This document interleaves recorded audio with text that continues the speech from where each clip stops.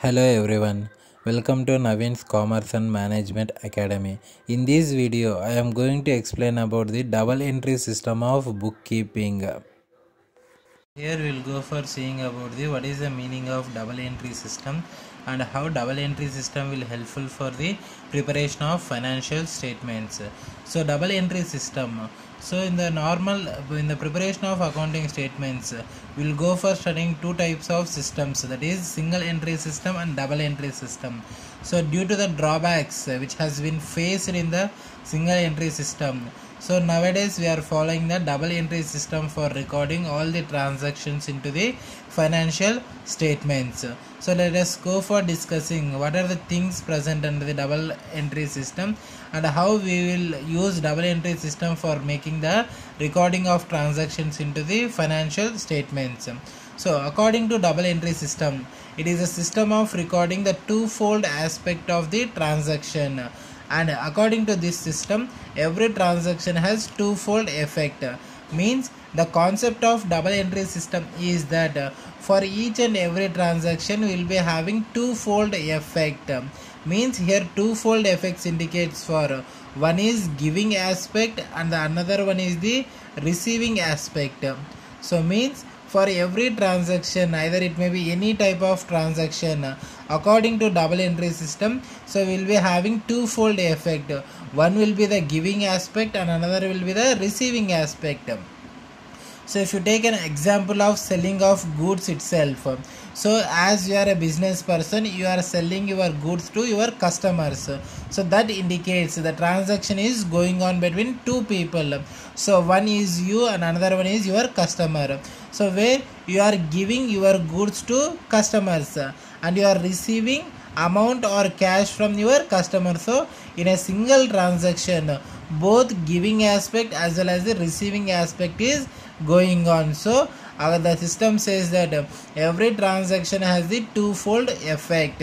So giving aspect as well as receiving aspect, both folded effect is present under the double entry system, and according to this system we will go for recording both the aspects, giving aspect as well as the receiving aspect. Both will be recorded under the financial statements. That is, whenever we are posting transactions into the journal entries, both things, the giving aspect as well as receiving aspect, both will be recorded under the journal entries. So that is the basic of double entry system. Means according to this system every transaction will be having two-folded effect and both two-fold effects will be recorded under the financial statements, and giving aspect will be considered as the debit and receiving aspect will be considered as the credit. So means whatever you are giving for others, that is outside people, so then that will be recorded in the debit column, and whatever you are receiving, that will be considered as income and that will be recorded under the credit. So like that, whenever you are having things, so the transaction will be having two-folded effect and will go for recording two folds in the financial statement according to double entry system. And the accounting equation what we follow under the double entry system is assets is equals to liabilities, assets is equals to equities.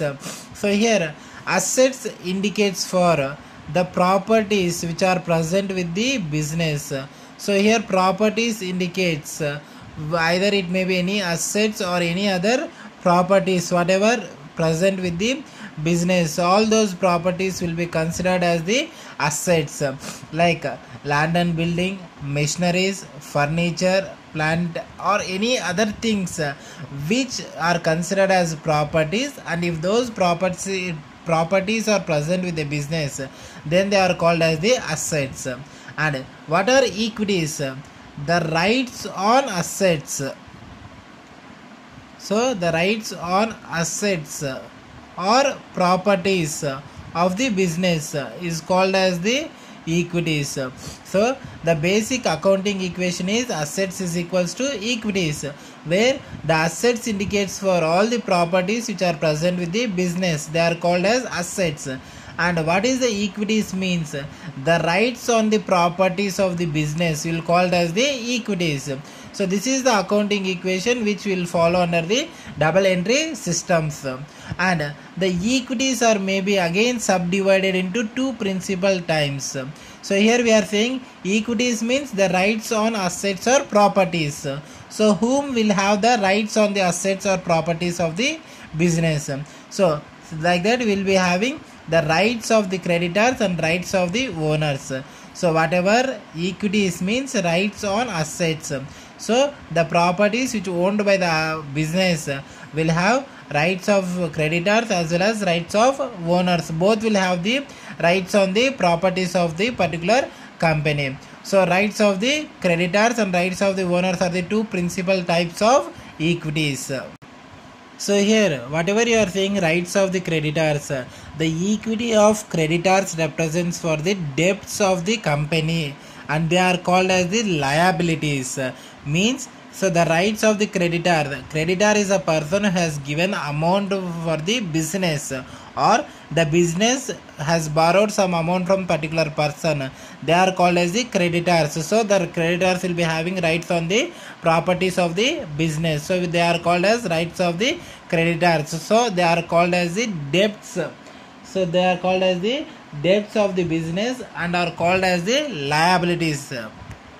So the equity of creditors representing debts of the business means we will go for borrowing amount required for our operations either from bank or from any other persons. Will go for having the borrowing of money and those people are called as creditors. So the equity of creditors representing debts of the business, that is what is the amount we have to pay for the creditors, that indicates for the debts of the business, and these debts are named as liabilities of the business. So liabilities indicates whatever the amount you have to pay for the others, that is creditors, either it may be banks, financial institutions, or whatever may be the person from whom the business has been borrowed the amount. So them are called as the liabilities.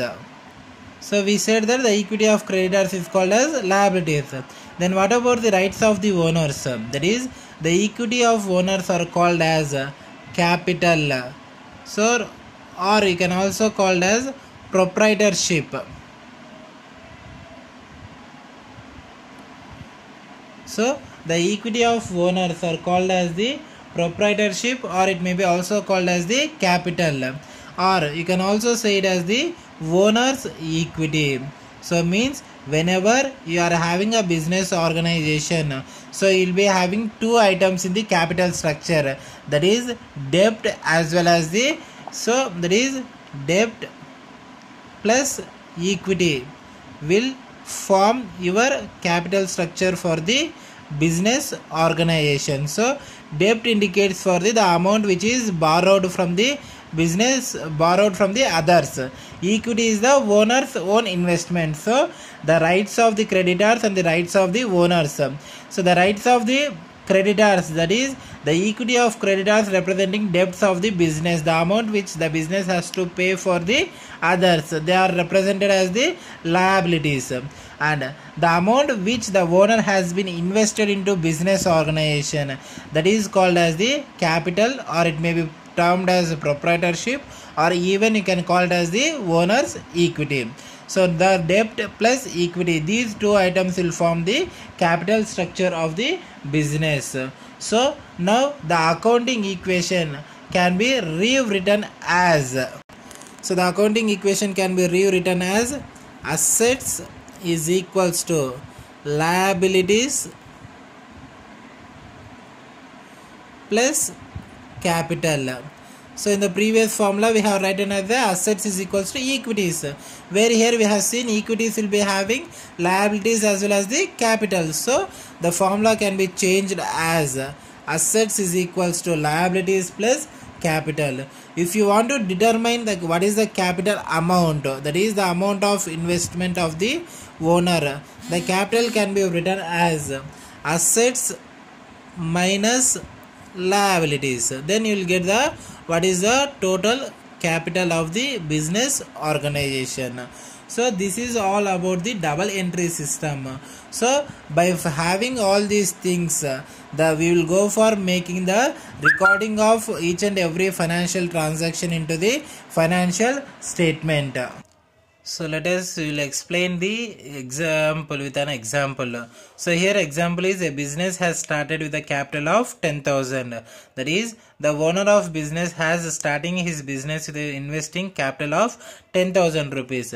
So here the amount, that is the cash, is coming into the business. So this is the first thing what happens. It means the owner of the business is investing his cash into start the business. Then it will be considered as the asset for the business organization. So once performing all your business operations, whatever the revenue you will generate, from those revenue you have to return the invested amount. Even though the amount is invested, the capital is invested by the owner of the business, we have to pay the amount back to the proprietor. So out of revenue we have to return the capital to the proprietor. So means here both giving aspect as well as the receiving aspect. So in the first case, that is here, so a business has been started with a capital of 10,000 rupees. It indicates that the person has, by investing 10,000 rupees, he has started a business. So where it indicates the cash is coming into the business and we are considering it as the asset. So once if you are having performed all the business activities, then you have to return your the amount to the proprietor. So the amount which you gain from the business operations will called as the revenue or income. So from these revenue you have to return the capital to the proprietorship or to the owner of the business. So here it is the receiving aspect, here it is the giving aspect. So both the aspects are going on. So that is the concept of double entry system. So finally we can conclude the double entry system as for every debit there must be an equivalent credit. So as we are discussed from the starting of double entry system, so we will be having two folded effect. So one will be the debit and another will be the credit. For each and every debit entry there must be an equivalent and opposite credit entry should be present. So this is the final principle of double entry system. So this is all about the double entry system of bookkeeping. Hope you all understood the concept. Thank you.